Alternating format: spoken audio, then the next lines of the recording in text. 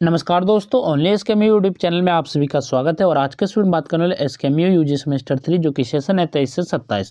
तो आज के इस वीडियो में हम लोग कवर करेंगे ज्योग्राफी मेजर पेपर 4 के सेट नंबर 3। तो इसके पहले मैंने सेट 2, सेट 1 और एक जो वीडियो प्रीवियस ईयर क्वेश्चन का वीडियो बना दिया है। तो अगर आपने उस वीडियो को नहीं देखा तो आप हमारे चैनल से जाकर देख सकते हैं, या फिर इसी वीडियो के डिस्क्रिप्शन में आपको जो है प्ले लिस्ट का लिंक मिलेगा, वहाँ से सभी वीडियो को कवर कर सकते हैं।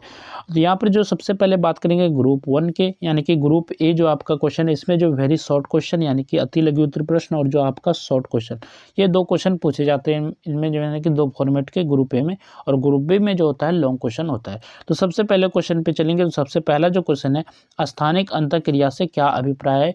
व्हाट इज स्पाशियल इंटरएक्शन, यानी कि स्पाशियल इंटरएक्शन क्या है?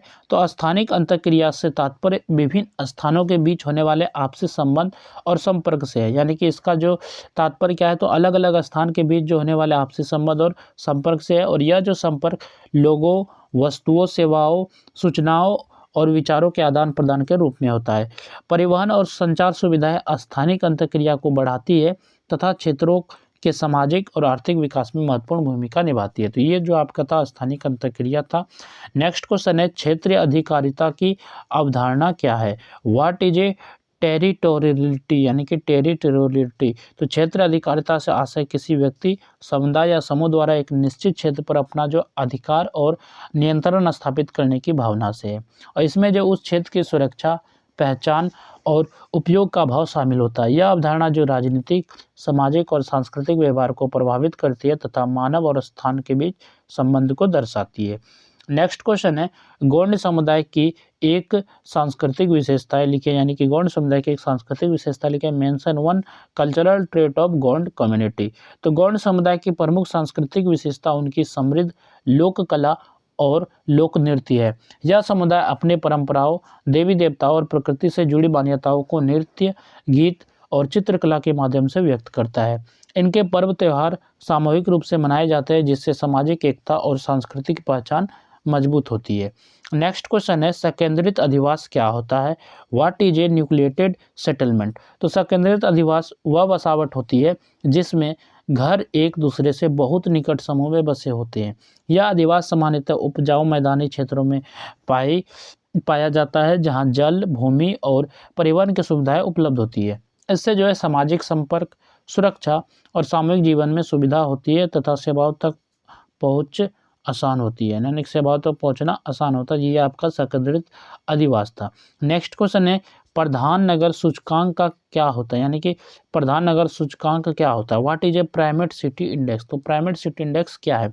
तो प्रधान नगर सूचकांक वह माप है जिसके द्वारा किसी देश में प्रधान नगर के प्रभुत्व को आंका जाता है, यानी कि मापा जाता है। इसमें प्रधान नगर की जनसंख्या की तुलना दूसरे और तीसरे क्रम के नगरों की जनसंख्या से की जाती है। इससे यह पता चलता है कि किसी एक नगर का अन्य नगर पर कितना अधिक प्रभाव और नियंत्रण है। इसके बाद यहाँ से जो क्वेश्चन है आपका शॉर्ट क्वेश्चन है, जो कि एक क्वेश्चन जो आपके 5 मार्क्स के होते हैं। तो टोटल जो आपको एग्जाम में 2 क्वेश्चन आता है, ठीक है। तो यहाँ पर शॉर्ट क्वेश्चन पहला है, धर्म के मुख्य घटकों का संक्षेप में वर्णन कीजिए। Describe major components of religion, है कि रिलीजन की क्या क्या कंपोनेंट है आपको जो है एक्सप्लेन करना है या फिर डिस्क्राइब करना है, जो भी बोले। तो धर्म मानव जीवन का एक महत्वपूर्ण सामाजिक और सांस्कृतिक तत्व है जो व्यक्ति के विचारों, व्यवहार और जीवन पद्धति को दिशा प्रदान करता है। धर्म के कुछ मुख्य घटक होते हैं जिनके माध्यम से किसी भी धर्म की संरचना और स्वरूप को जो है समझा जा सकता है, यानी कि किस तरह इसका स्ट्रक्चर और किस तरह इसका स्वरूप है, तो इसको समझा जा सकता है। धर्म का पहला प्रमुख घटक आस्था और विश्वास है। इसमें ईश्वर, आत्मा, पुनर्जन्म, स्वर्ग, नरक और अदृश्य शक्तियों में विश्वास शामिल होता है। यह आस्था व्यक्ति के मानसिक और नैतिक जीवन को प्रभावित करती है। इसके बाद दूसरा महत्वपूर्ण घटक है धार्मिक आचार और पूजा पद्धति। इसके अंतर्गत पूजा, प्रार्थना, व्रत, उपवास, तीर्थ यात्रा और धार्मिक अनुष्ठान आते हैं। ये क्रियाएं जो व्यक्ति को अपने धर्म से जोड़े रखती है। इसके बाद है तीसरा घटक धार्मिक ग्रंथ और सिद्धांत। प्रत्येक धर्म के अपने पवित्र ग्रंथ होते हैं जिनमें धार्मिक नियम, नैतिक शिक्षाएं और जीवन के आदर्श बताए गए होते हैं। ये ग्रंथ धर्म के मार्गदर्शक माने जाते हैं। इसके बाद चौथा घटक है नैतिक मूल्य और आचार संहिता है, यानी कि धर्म सत्य, अहिंसा, प्रेम, करुणा, ईमानदारी और सदाचार जैसे गुणों को बढ़ावा देता है, जिससे समाज में नैतिकता बनी रहती है। पांचवा घटक धार्मिक संगठन और संस्थाएं हैं। मंदिर, मस्जिद, चर्च, गुरुद्वारे और धार्मिक संगठन धर्म के प्रसार और संचालन में महत्वपूर्ण भूमिका निभाते हैं। इन सभी घटकों के माध्यम से धर्म मानव जीवन और समाज को संगठित और नियंत्रित करने का कार्य करता है। इसके बाद नेक्स्ट क्वेश्चन है क्वेश्चन नंबर 3, नगरीय अधिवासों के वर्गीकरण में प्रयुक्त किसी दो मानदंडों को समझाइए। तो explain any two criteria of urban settlement classification, यानी कि नगरीय अधिवासियों के वर्गीकरण में किन्हीं दो मानदंडों को समझाना है। तो नगरीय अधिवासियों का वर्गीकरण जो विभिन्न आधारों पर किया जाता है ताकि नगरों की प्रकृति, कार्य और विकास स्तर को स्पष्ट रूप से समझा जा सके। इन मानदंडों में से दो प्रमुख मानदंड जनसंख्या के आकार के आधार पर वर्गीकरण और कार्यात्मक आधार पर वर्गीकरण है। पहला मानदंड जनसंख्या के आकार के आधार पर वर्गीकरण है। इस आधार पर नगरों को उनकी जनसंख्या संख्या के अनुसार विभिन्न श्रेणियों में बांटा जाता है। छोटे आकार की जनसंख्या वाले नगरों को कस्बा या लघु नगर कहा जाता है, जबकि अधिक जनसंख्या वाले नगरों को नगर, महानगर और मेगा नगर की श्रेणी में रखा जाता है। जनसंख्या के आकार से नगर की सेवाओं, प्रशासनिक महत्व और आर्थिक गतिविधियों का अनुमान लगाया जा सकता है। जैसे जैसे जनसंख्या बढ़ती है वैसे वैसे शिक्षा, स्वास्थ्य, परिवहन और आवास जैसी सुविधाओं की आवश्यकता भी बढ़ती है। इसलिए जो यह मानदंड नगरीय योजना और विकास के लिए अत्यंत उपयोगी माना जाता है। दूसरा महत्वपूर्ण मानदंड है कार्यात्मक आधार पर वर्गीकरण। इस आधार पर नगरों को उनके प्रमुख कार्यों के अनुसार वर्गीकृत किया जाता है। कुछ नगर जो होते हैं प्रशासनिक कार्यों के लिए प्रसिद्ध होते हैं, जैसे राजधानी नगर। कुछ नगर औद्योगिक कार्यों के लिए विकसित होते हैं, कुछ जहां कारखाने और उद्योग प्रमुख होते हैं। व्यापारिक नगरों में बाजार और वाणिज्यिक गतिविधियां अधिक होती है। इसके अतिरिक्त धार्मिक, शैक्षिक और पर्यटन नगर भी होते हैं, जहां इनसे संबंधित गतिविधियां प्रमुख होती है। कार्यात्मक वर्गीकरण से यह स्पष्ट होता है कि कोई नगर किस उद्देश्य से विकसित हुआ है और उसकी भूमिका क्या है। इन दोनों मानदंडों के माध्यम से नगरीय अधिवासों की संरचना, कार्य और विकास को सरलता से समझा जा सकता है। इसके बाद यहाँ से शुरू होता है आपका लॉन्ग आंसर टाइप क्वेश्चन, यानी कि ग्रुप पी, जो कि एक क्वेश्चन जो होते हैं 15 मार्क्स के होते हैं, यानी कि 15 नंबर के होते हैं।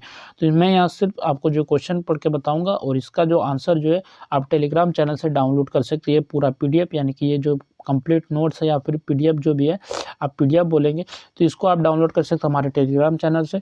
वीडियो के डिस्क्रिप्शन में आपको जो लिंक मिलेगा, आप जैसे क्लिक करेंगे तो आप इस PDF पे रिडायरेक्ट हो जाएंगे, या फिर आप हमें कमेंट कीजिएगा तो मैं आपको लिंक प्रोवाइड कर दूंगा। तो चलिए क्वेश्चन को पढ़ते हैं। तो क्वेश्चन नंबर 4 है, मानव भूगोल और प्राकृतिक भूगोल के पारस्परिक संबंध को स्पष्ट कीजिए। यानी कि मानव भूगोल और जो प्राकृतिक भूगोल में क्या संबंध है इसको स्पष्ट करना है। Explain relationship between human and physical geography. Human और फिजिकल ज्योग्राफी का आपको रिलेशनशिप यानी कि क्या संबंध है इसको अंतर करना है। ठीक है, नेक्स्ट क्वेश्चन है क्वेश्चन नंबर 5, सांस्कृतिक प्रदेशों के निर्माण में प्रभावी कारकों पर चर्चा कीजिए। Discuss factors responsible for cultural region formation. सांस्कृतिक प्रदेशों के निर्माण में जो प्रभावी कारक क्या क्या कारक है इस पे चर्चा करना है, सांस्कृतिक प्रदेशों का निर्माण करना है। नेक्स्ट क्वेश्चन है क्वेश्चन नंबर 6, जो कि पिग्मी समुदाय के पर्यावरण अनुकूलन और जीवन शैली का वर्णन कीजिए। Describe environmental adaptation and life style of pygmies. तो पिग्मीज के क्या पर्यावरण अनुकूलन है और जीवन शैली है, तो इसका आपको वर्णन करना है। इसके बाद क्वेश्चन नंबर 7 है, क्रिस्टलर के केंद्र स्थान सिद्धांत के व्यवहारिक उपयोग की व्याख्या कीजिए। Discuss practical application of CPT, और CPT का जो फुल फॉर्म है सेंट्रल प्लेस थ्योरी। तो इसके जो व्यवहारिक जीवन में क्या उपयोग है तो इसको आपका एक्सप्लेन करना, यानी कि व्यवहारिक जीवन में आम जिंदगी में क्या उपयोग है इस थ्योरी का, तो इसको आपको बताना है। इसके बाद क्वेश्चन नंबर 8 है, यानी कि विश्व के आदिम समुदाय में पर्यावरणीय विषमता के प्रति अनुकूलन प्रक्रियाओं की तुलना कीजिए। Compare adaptation process of primitive communities to environmental diversity. तो विश्व के आदिम समुदाय में पर्यावरण विषमता के प्रति अनुकूलन प्रक्रियाओं की तुलना कीजिए। इसके बाद नेक्स्ट क्वेश्चन है क्वेश्चन नंबर 9, और ये जो आपका लास्ट क्वेश्चन है, कोटि आकार नियम यानी कि रैंक साइज रूल की समीक्षात्मक विवेचना कीजिए। Correctly examine the rank size rule, यानी कि रैंक साइज रूल जो है कोटि आकार नियम है, इसका जो आपको विश्लेषणात्मक विश्लेषण करना है या फिर वर्णन करना है, जैसा भी बोले आप एक्सप्लेन करना है, इस तरह अलग अलग फॉर्मेट में क्वेश्चन आते हैं। तो यहाँ तक जो हम लोगों ने ज्योग्राफी मेजर पेपर की एक वीडियो देखा प्रीवियस ईयर क्वेश्चन का, जो कि पहले के सेमेस्टर में पूछा गया, तो आप लोग इस वीडियो को जरूर से देख ले और इसका जो PDF डाउनलोड करके आप एक बार क्वेश्चन सभी को देख ले, क्वेश्चन आंसर को। उसके बाद मैंने बताया सेट 1, तो सेट 1 का वीडियो आप लोग कर ही लिए होंगे। इसके बाद सेट 2 और इसके बाद ये जो लास्ट वीडियो है सेट 3। इसके बाद ये ज्योग्राफी मेजर पेपर 4 के लिए कोई अलग वीडियो नहीं आएगा। तो आप लोग जो ये 3 सेट और ये प्रीवियस ईयर क्वेश्चन के आप सभी क्वेश्चन को आराम से अच्छे से तैयार करके जाइए, आप लोग का एग्जाम बहुत ही अच्छा जाने वाला है। ठीक है, तो इस वीडियो में बस इतना है। तो चलिए फिर मिलते हैं नेक्स्ट वीडियो में किसी और सब्जेक्ट के साथ।